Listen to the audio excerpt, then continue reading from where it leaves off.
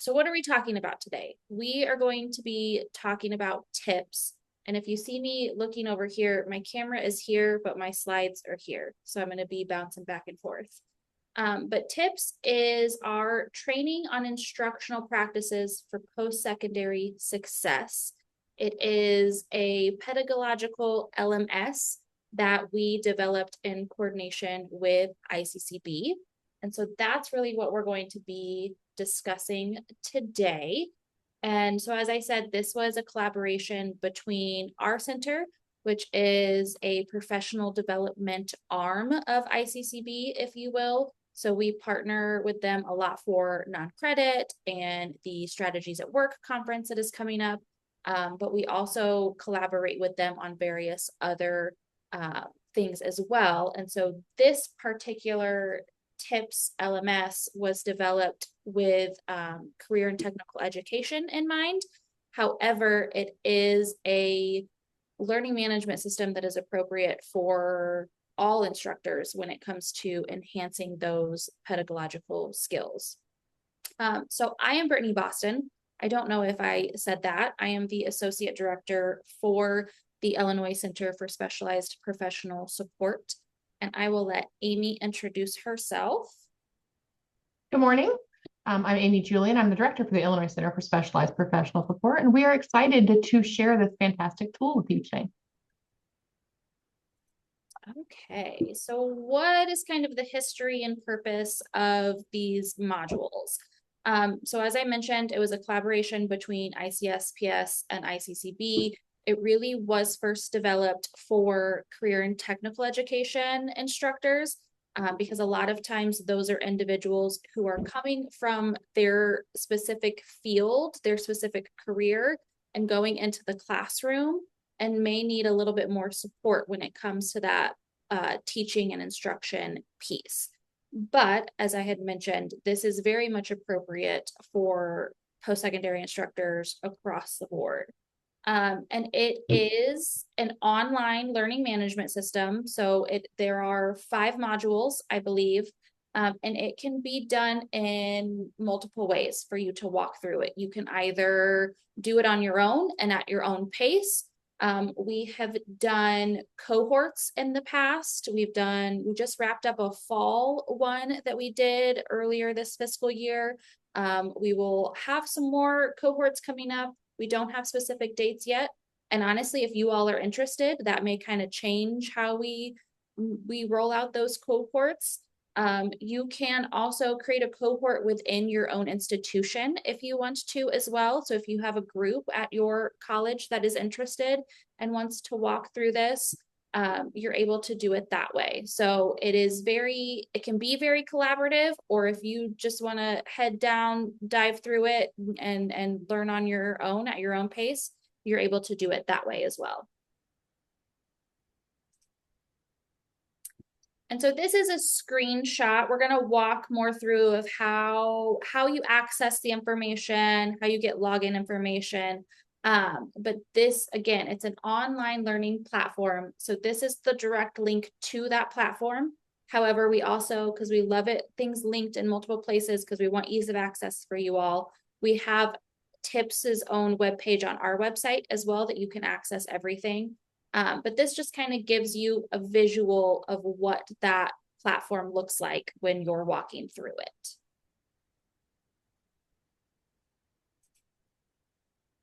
Yeah, Melissa, we're going to first show you it, and then yes, we'll add that to the chat so you guys can go in and log on. So we're going to show you a little video that's also on that website, but what we want you to understand is what aspects curriculum instruction and assessment require the most support for post-secondary CT instructors. And that's really where this was formulated out of. And as Brittany has said, we were approached by ICCB because a lot of the instructors came in and said, we need some enhancements to the way in which we're developing and delivering our curriculum. And so you're going to see a lot of universal design for learning. That's really what you're going to see are those principles of UDL being applied. You're going to see the way in which you can really dive into the pedagogical approach. But instead of listening to the two of us, I think the next slide is a video that we have on the website that will allow you to kind of understand what TIPS is and what it can do for you. And I'm gonna hit play here, and then if you all have any issues with the audio, please let me know in the chat. Training on Instructional Practices for Post-Secondary Success, or TIPS. This series of professional learning modules provides post-secondary instructors in career and technical education with an overview of evidence-based practices that strengthen the teaching and learning process. Ultimately, this leads to a better prepared workforce and greater personal fulfillment for both instructors and learners. Your role as instructor is key.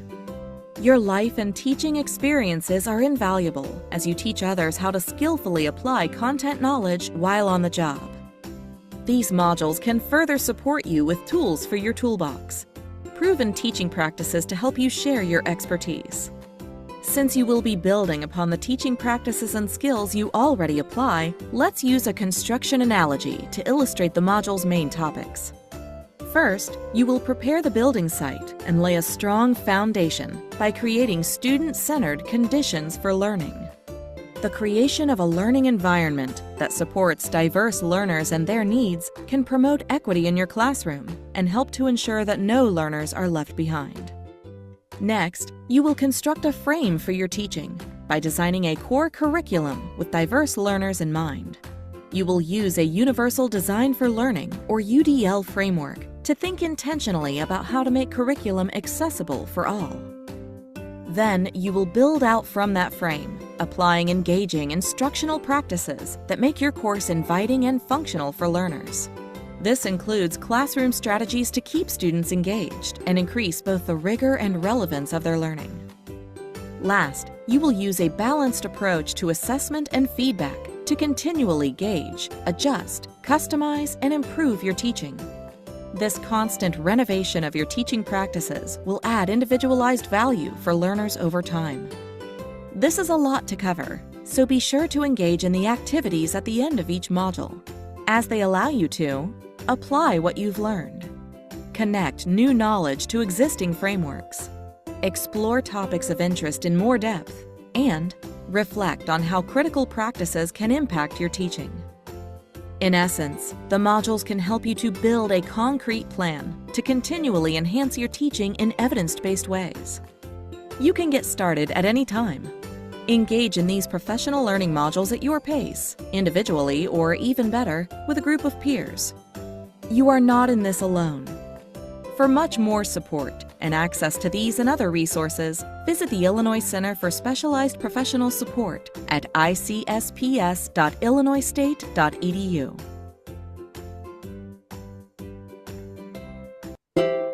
Welcome. All right, so as we discussed in the video, there are really, when you talk about the courses, there are the conditions, the curriculum, the instruction, and the assessment. And so as you're looking at ways in which you can engage with your curriculum, maybe there's some of these, and the beautiful thing about this curriculum is you can bounce around. So you're like, you know what, I'm good with conditions and curriculum. I really want to focus on assessment. You can bounce to that part if you'd like to in the instruction. And so we're looking at creating that optimal condition for learning, looking at all those UDL aspects of the environment. Then we look at the curriculum. Is the curriculum accessible? Does it embrace learners' variability? And you get to, if you choose to, you can engage with a small learning community, which will also go through that. So the TIPS cohorts that we're talking about. The ones for the fall have already been completed, but we will have new ones for spring, and that stuff will be up in early January. And then our instructor leads you through, or you can go on your own through that idea of, instructional practices that are both rigorous and relevant. So are there ways that you can enhance your instruction, things that you can do to make it a little bit more engaging? And then that lovely assessments, that feedback loop that you want to start with your students on how they're informing your teaching and learning, and do you have opportunities for that? As we look into the next slide, we've developed this so it is both available distance and in-person learning. So this can enhance any way in which you choose to develop your curriculum or have curriculum that you want to enhance. The next slide there would be practical activities are built in. So we have application, connection, exploration, and reflection. And again, you can choose to go into the Canvas site and register, and there's no cost, of course, and do all those wonderful things, or you can choose to engage with the curriculum via a cohort. So whatever works for you. The other thing that I know Britley alluded to or mentioned, but I want to say again is, let's say there's quite a few of you at an institution. Like, I want to get everybody who's doing non-credit at, Heartland together. I want to get everybody who's at IECC together. Great. Call us, let us know, email us, any way you want to reach out and say, hey, I have a cohort of individuals that we want to engage with tips. And then we'll get the instructor there for you. And they can either come in person or meet with you over Zoom. I'm going to say January is not the best time to travel across the state of Illinois, but any other time we very much enjoy seeing the state of Illinois. January, February is a little, snow and ice and stuff. So yeah, ways to engage. Individually, it's self-paced. So you can move through it in a couple hours, or you can take your whole winter break and spend some time playing in there. You can do collaboratively with peers. You could do that on your own as part of like a department, or you can engage through the TIPS curriculum or to the TIPS cohort. And then we do provide guided facilitation for this curriculum as well. Well, and Amy, really quickly, I think I mentioned her name and share her email address at the end, but Shanna Shipman is our TIPS instructional coach. And so she really had a hand in developing the curriculum, and is who leads those cohorts. And having worked with Shanna for quite some time now, I know that she is, one, very passionate about this curriculum, but also if it is something that you don't want to join in the larger cohort, or you have enough interest at your own institution, she would be more than happy to, you can send her an email and say, hey, we're looking to do this in the fall of 2026. How can we set that up? Can we do some Zoom meetings with you? But she would be very interested in kind of supporting you along the way as you move through the curriculum. That's literally our next slide, a customizable experience. So again, partners, pace, priorities, posted printable materials, they're all available on the website. And I know the link's in the chat now. We're going to take you there as well and kind of explore to show you where everything is. But yes, it's very customizable to meet you where you are and to help you enhance your curriculum as you currently have it standing, and then can kind of add those additional fun things on. So let's kind of dive into what the modules include, which is our next slide there. Sorry, I was going to say we're missing module 1, because module 1 is really just an introduction and overview of the system. Module 2 is where you really dive into that learning content.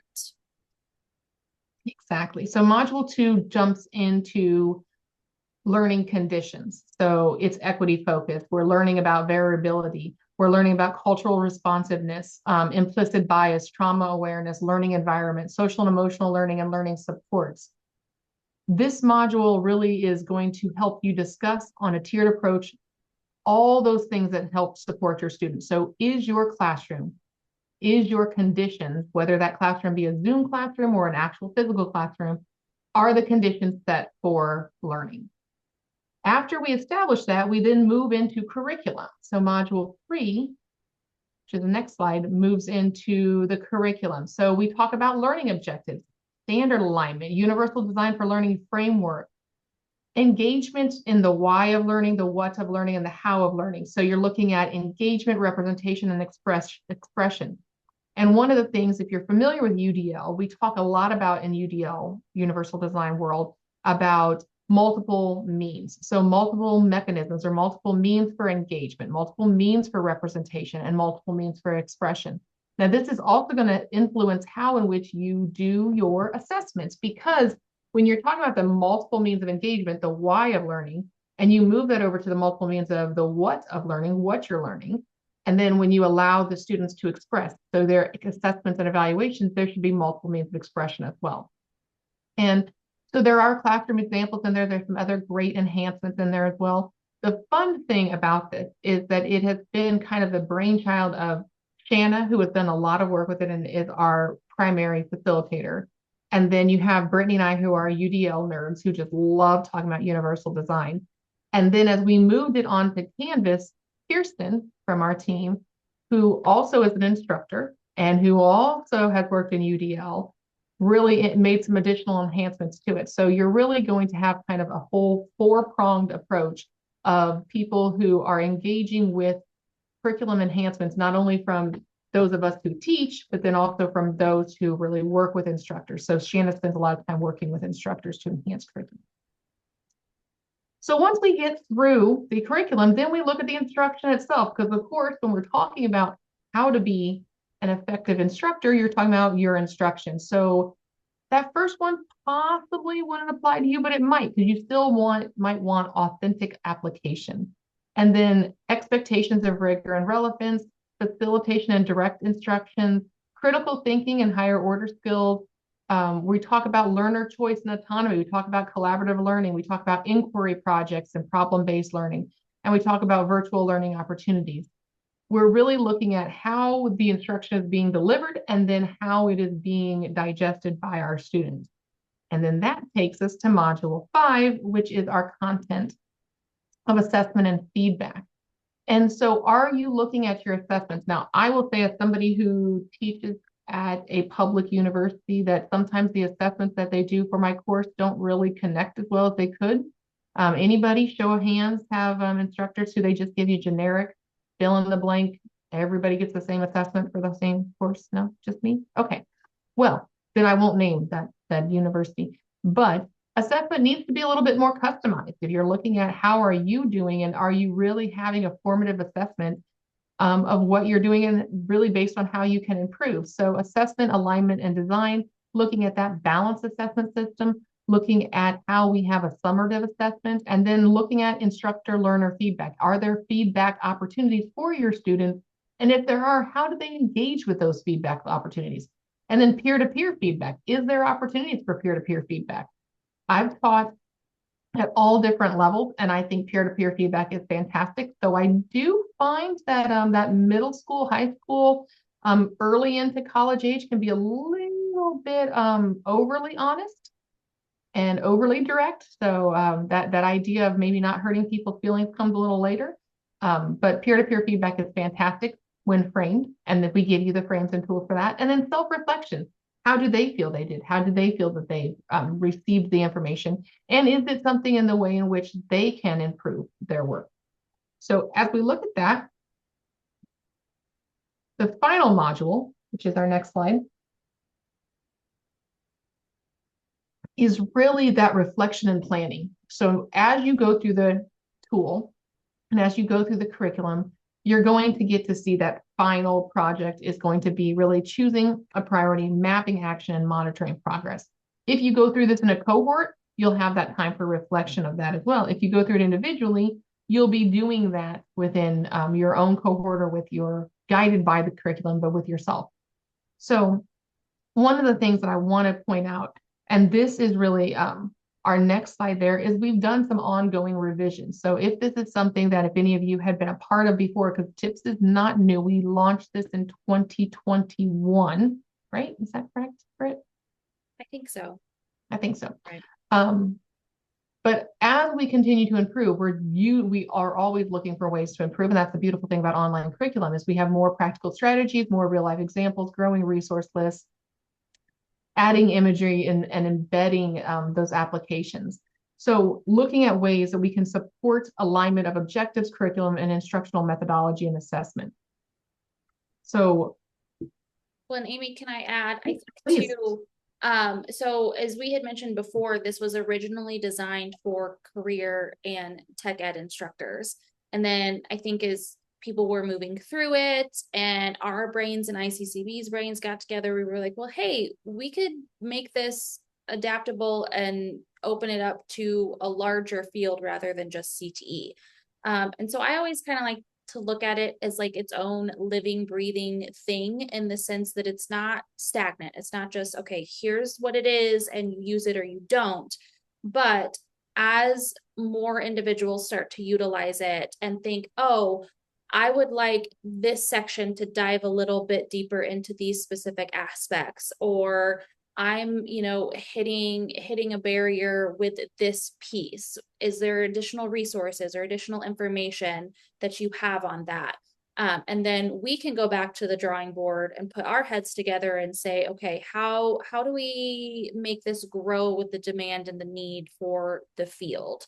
And so that's one of the great things about it being online is that it's very easy to make those kind of tweaks and adjustments and have it ready to go right away for you all. And one other thing that I did want to mention when Amy talked about the final module, there is a reflection guide that Shanna has put together, and that's linked on the website, and I believe also within the Canvas page as well. But that is a great way for you as you are moving through it, not only to kind of use that as your own tool to reflect on what you're learning and the information you're taking in, but also what are there pieces that you feel are missing? Are there areas that need to be built upon a bit more? That is a great place for you to put that. And then I'll also put mine and Amy's email addresses in the chat. They're at the end of the slide deck, but if you get in there, or you have instructors that get in there and you have questions, comments, thoughts, we're always open to getting those emails. And this has been used by people, so you can go to the next slide, by people outside of the CTE faculty. It's been used by people in the academic or like English. I've had English faculty work on this. We've also had the K-12 system approach us and say, hey, can our teachers use this? And we said, sure, just understand that the examples are going to be post-secondary CTE.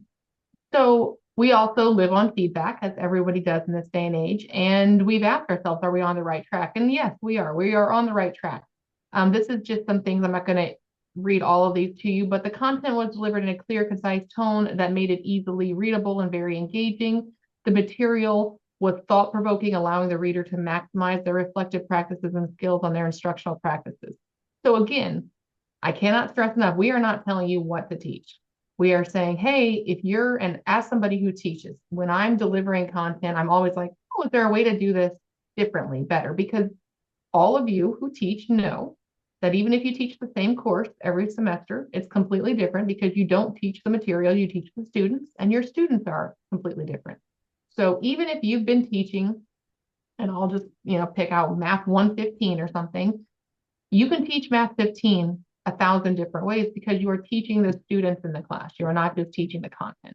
And that is what this curriculum does, is help you think about the way in which you are engaging with the students that are in front of you at that time, which is so important to instruction.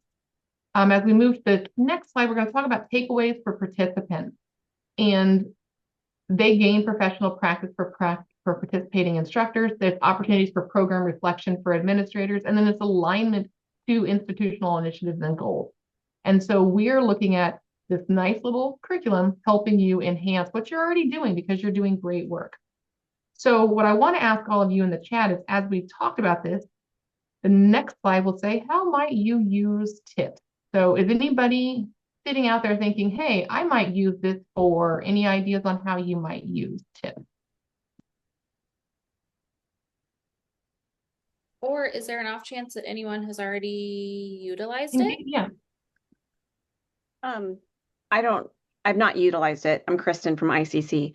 But hi, we just created a CHW course that is aligned with the proposed CHW Community Health Worker course that's aligned with the proposed administrative rules that are currently at IDF PR right now. And so we went from a 25-hour to a 100-hour. And so we had our first cohort go through this semester. It is 2 8-week sessions. And I was just on the phone yesterday with my instructors and talking about universal design learning and trying to explain having multiple ways for these students to learn and to choose certain assessment pieces. Anyway, I thank you for this, because this is going to give us I'm going to share this with them, because I think that they need to have like a understanding of what that is, because they are for credit they are instructors that are teaching for degree seeking programs, and they're having a really hard time moving away from that super structured approach Not that this is not structured, it is structured. It's just taking into account the different types of learning of the learners and where they're coming from and what they're, I don't know. It's, yeah, anyway, thanks. It's really Well, good. Yeah. I'm very excited that you have an immediate use for it. Thank you. Yes. I'm And yes, sharing it it is today. for anybody who engages with students at any age. Yep. I have taught college, I have taught graduate, I have gone out and worked with faculty across the community college system. This curriculum is not just for, a particular, I mean, it's anybody who's engaging with students. It'll help, you'll get something. There's one takeaway. If not 100 takeaways, there's at least one takeaway. So with that, I'm going to ask Brittany to stop sharing, and I'm going to share my screen to show you what it looks like. Well, actually, Britt, go ahead to the next slide. So you can show them where to find I it. wanted to say too really quick. I put in the chat, we have an ilequity.com website. It is geared toward CTE with some of the information. However, we have a Universal Design for Learning tab in there. So Amy especially, and I kind of tagged along once I started, but we've done a lot of professional development on UDL. And so that web page will have so many other resources, webinars. I think we've got some handouts, videos. So that will be your kind of mecca for everything UDL.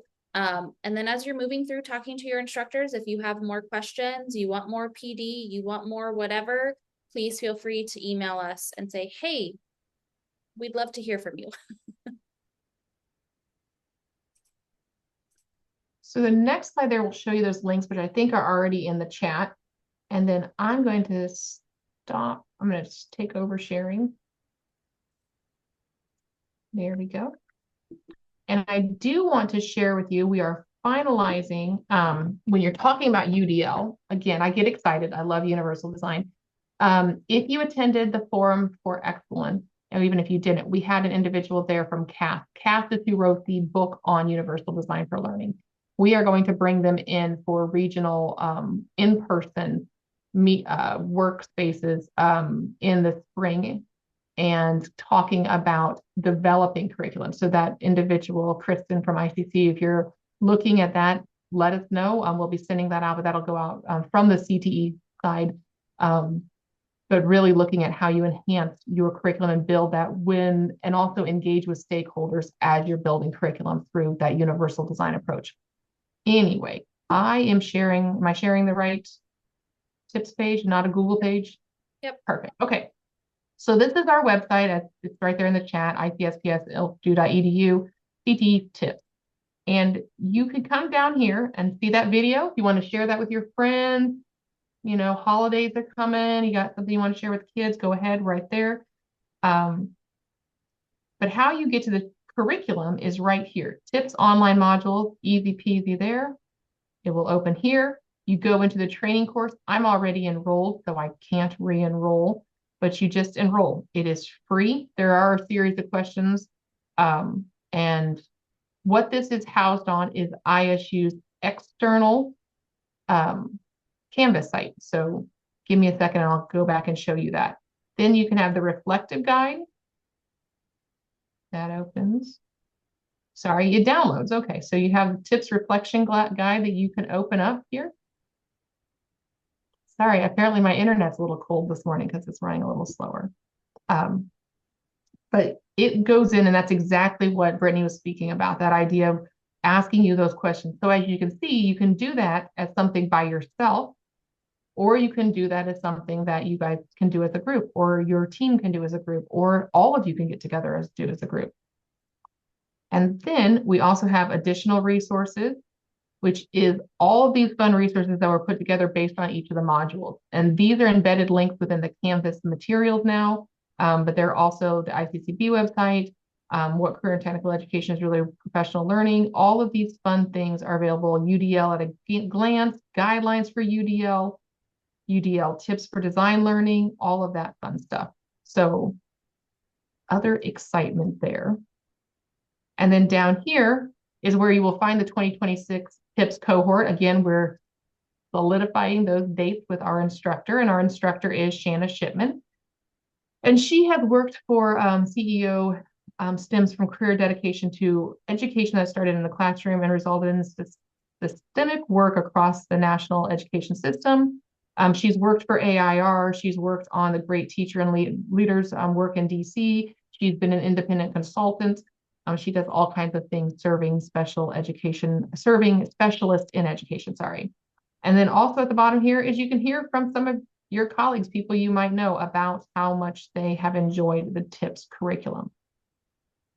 What I do want to show you real quick, if we do have a minute here, is you're going to see messy for a second because you're going to see the actual login. Well, and while Amy is bringing that up, which I feel like I'm probably preaching to the choir here when it comes to emails and colleges and universities and the lockdown that they have on our emails.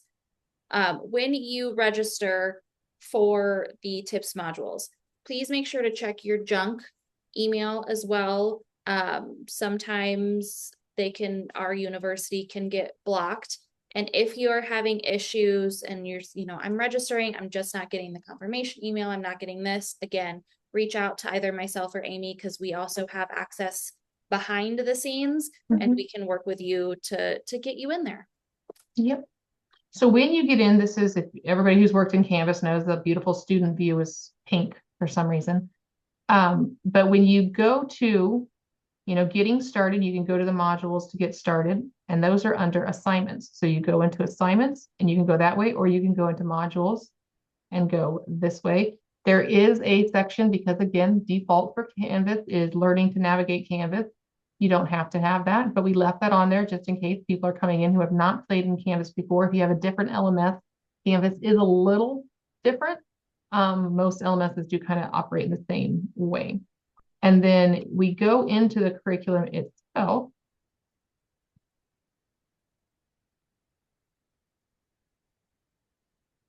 And you're going to go in and start the course. And then you go into module 1. And again, those links are now embedded in there, and you can go through the purpose and all of these wonderful things as you're going along. And then there's some nice checks for understanding as you go. There's articles if you want a wormhole. I don't know if that's the proper term, but you know what I'm saying. If you want to just kind of dive deep into the places on research around this, building off prior experience. And then again, very easy to go through. If you've also noticed, there's a tool for your toolbox. All of those resources are in there, and you can just go through and play on this website. So that's kind of a little sneak peek of what everything looks like in there. I'm going to stop sharing. But you have all this now at your fingertips through that link that's in the chat. So questions, comments?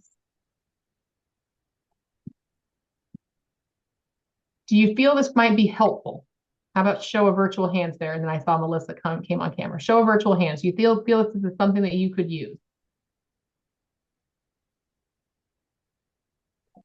Yep. All right. I'm seeing some thumbs up in virtual hands. Fantastic. Melissa, I see you are on. What would you like to share?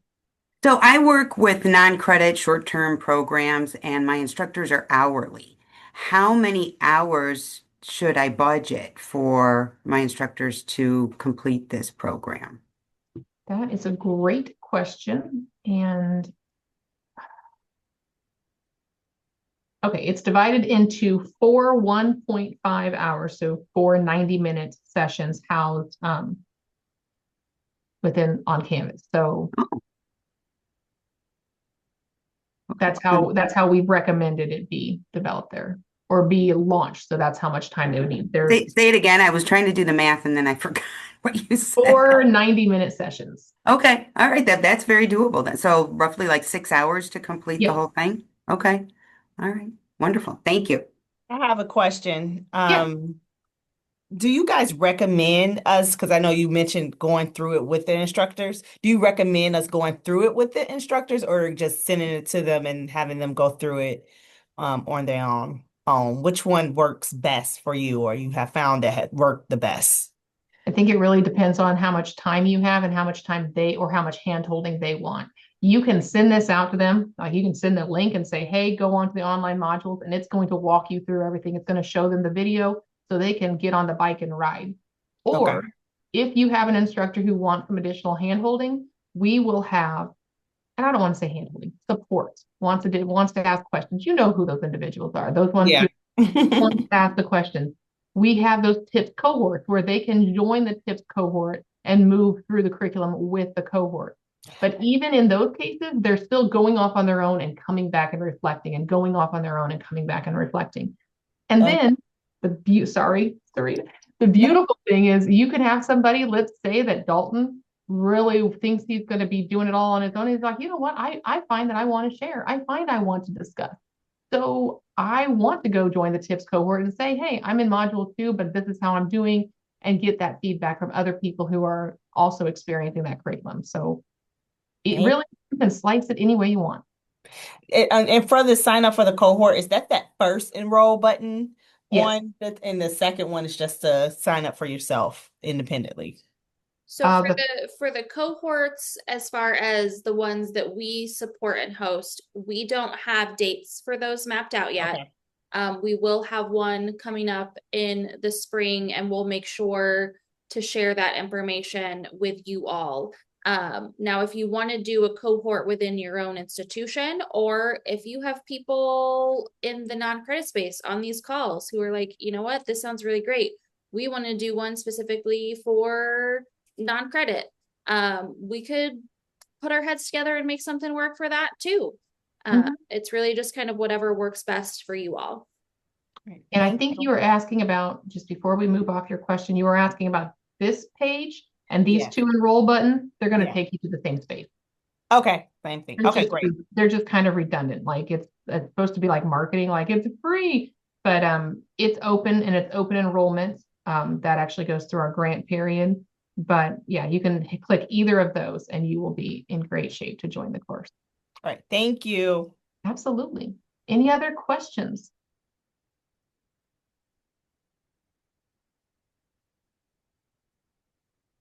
And we do want, encourage, and welcome feedback. So if you go through this and say, I really liked this, but I think this could be better, let us know. We are all about continuous improvement.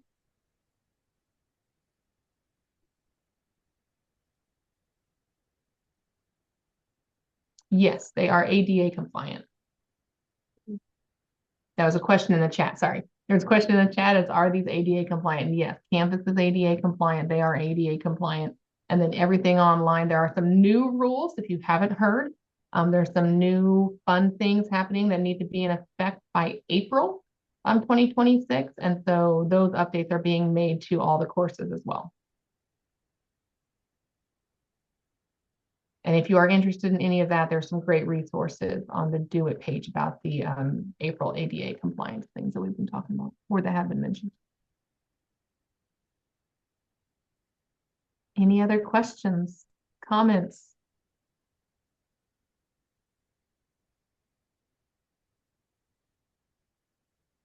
And say I was going to hand it over to Al. Oh, there, Alex. Do you have any last minute comments or questions? Here, I'll turn my camera on here real quick. Sunlight's kind of no. I think this is a great resource, and I appreciate Amy, Brittany for presenting here today. I guess if anybody has any questions about any of the curriculum or tips in general, just feel free to reach out to us. And that's all that I have. Thank you so much, and thank you all for coming here today. And well, I'm also putting in the chat the link to the non-credit grantee support page. If you're here and you're accessing the Zoom, I imagine you found this page already, but just in case, there it is. That's where all of the recordings will be held. The additional learning community topics and dates are down at the bottom of that page. The operational meetings, that is your hub for everything non-credit ICCB, ICSPS fun.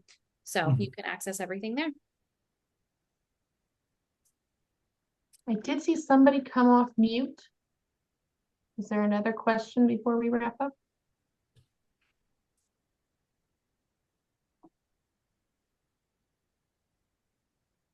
Okay, feel free to watch this over the holidays, share it at your, cookie making day, whatever you need. I mean, if you're done with the Elf movie, this is something fun to dive into. So I'm totally kidding, but halfway serious. It's a lot of fun. So thank you very much. And yes, if you have questions or anything you need from us, let us know. And we're here to support you. So thank you all very much and have a very merry and bright holiday season. You too. Thank Bye, everyone. you. Thank you.